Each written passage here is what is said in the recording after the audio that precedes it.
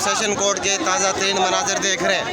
उमर अयूब साहब यहाँ पे मौजूद हैं। क्या बात होगी, क्या वो आया कि मीडिया से बात करते हैं नहीं करते, ये सारी की सारी सूरत हाल कुछ देर में वाज़े हो जाएगी।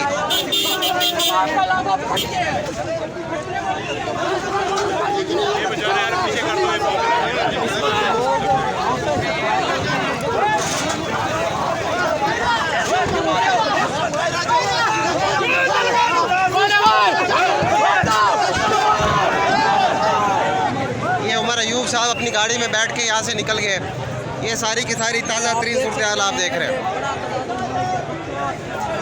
आवाम यहाँ पे जो लोग मौजूद थे उन्होंने उमर अयूब साहब पे अटैक करने की कोशिश की है। उमर अयूब साहब को जो है वो बड़ी बातें और वो सारी का सारी सूरत हाल से भी आपको हमने बताया क्या होगा, क्या होने जा रहा है, आवाम क्या करने जा रही है। ये सारे के सवालात ऐसे हैं जो हल तलब सवालात हैं।